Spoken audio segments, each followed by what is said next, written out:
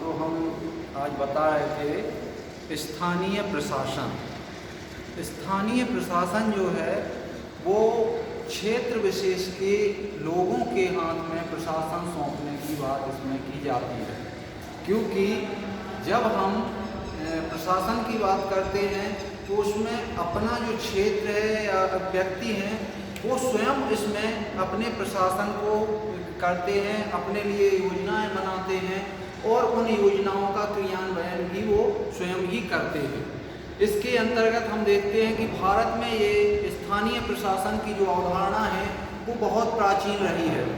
यहाँ तक कि जो मौर्य काल था, उस मौर्य काल में जो कौटिल्य का अर्थशास्त्र मिलता है, उस अर्थशास्त्र में भी स्थानीय प्रशासन के लिए जो ग्रामीण क्षेत्र थे उन्हें अपने गांव का प्रशासन सौंपा गया था।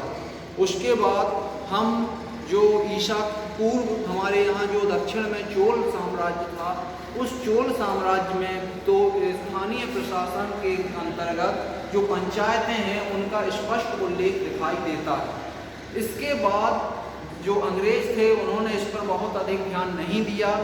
हालांकि जो हमारे प्राचीन काल के जो प्राचीन इतिहास आता है उसमें इसमें कुछ हद तक इस पर जोर दिया गया, जिससे हमारे जो गांव थे वो आत्मनिर्भर होते दिखाई दिए।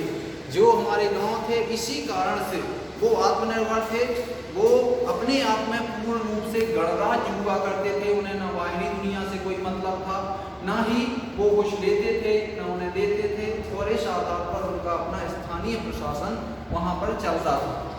इसी तरह से जब हम फिर जैसे ही भारत स्वतंत्र हुआ, उस स्वतंत्रता के पश्चात हमारी जो सरकार बनी, उस सरकार ने इस दिशा में विशेष प्रयास करने का विचार किया।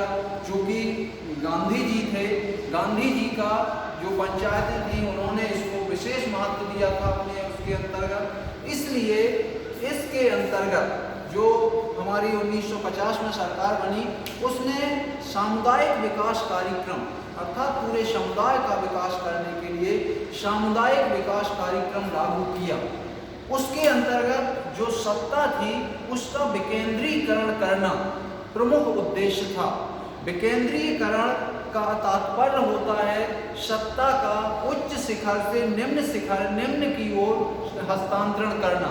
जैसे हम ये इसके अंतर्गत देखते हैं, सत्ता का ये जो केंद्र होता है, ये केंद्र बिंदु है, ये हमारे देश की सरकार होगी, जो केंद्र सरकार होगी।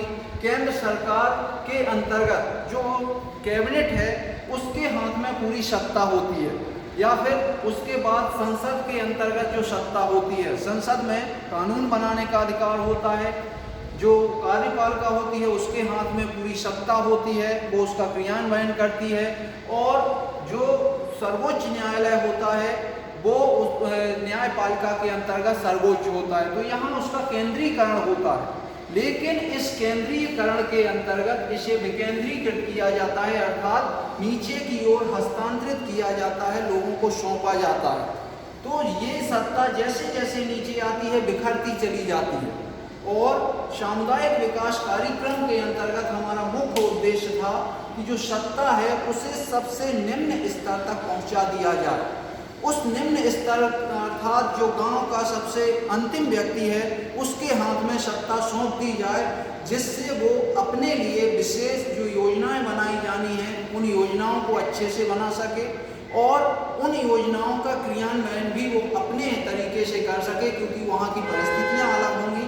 उन परिस्थितियों के अनुरूप ही वो अपने नियम बनाएगा और उनका क्रियान्वयन करेगा। तो ये सत्ता का विकेंद्रीकरण करना प्रमुख उद्देश्य था।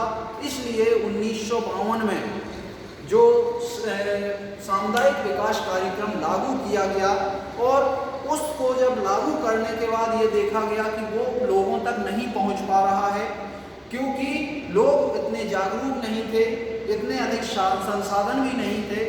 इसलिए उन्होंने जो हमारी केंद्र सरकार थी, जवाहरलाल नेहरू की सरकार थी, उन्होंने इसे बनाने के लिए बलवंत राय मेहता की अध्यक्षता में एक समिति का गठन किया, और ये समिति का गठन 1957 में किया गया था। तो ये जो समिति थी उसे इस सामुदायिक विकास कार्यक्रम के अंतर्गत जो अपने समिति को कुछ सिफारिशें करने के लिए कहा गया कि आप अपनी सिफारिशें हमें प्रदान करें। तो उन्होंने 1958 में जो पंचायतें के गठन के लिए एक बलवंत राय मेहता ने अपनी समिति के माध्यम से अपनी सिफारिशें यहाँ प्रस्तुत की। बलवंत राय जो मेहता थे, उनकी सिफारिशों के अंतर्गत त्रिस्तरीय पंचायती राज लागू करने की बात कही गई, अर्थात हर स्तर पर, ग्राम स्तर पर ग्राम पंचायत, नगर वो जो पंचायत समिति के स्तर पर अर्थात खंड स्तर पर खंड पंचायत और जिला स्तर पर जिला पंचायत के गठन की सिफारिश की गई। और इनकी सिफारिशों को केंद्र सरकार ने 1958 में ही लागू कर दिया। इसे समिति की सिफारिशें थी उन्हें स्वीकार कर लिया और 2 अक्टूबर 1959 को राजस्थान के नागौर जिले से इसकी शुरुआत भी कर दी गई, जिसकी शुरुआत के लिए स्वयं जवाहरलाल नेहरू जी ने इसका उद्घाटन किया और इसे पूरे देश में लागू कर दिया। ये जो समिति थी, इसकी सिफारिशों के आधार पर पूरे देश में पंचायतों का गठन किया गया और 2 अक्टूबर से सारे देश में जगह जगह चुनाव कराए गए। लेकिन कुछ समय पश्चात ही जैसे ही राज्यों में दूसरे दलों की सरकारों का गठन हुआ, उस आधार पर ये जो समिति की सिफारिशें थी, साथ ही पंचायतों का गठन था, ये ठंडे बस्ते में डाल दिए गए और कई जगह चुनाव कराए जाने लगे, कई जगह चुनाव नहीं कराए जा रहे थे। इसलिए ये जो पंचायती राज व्यवस्था थी वो पूर्णतः फेल होती दिखाई दी।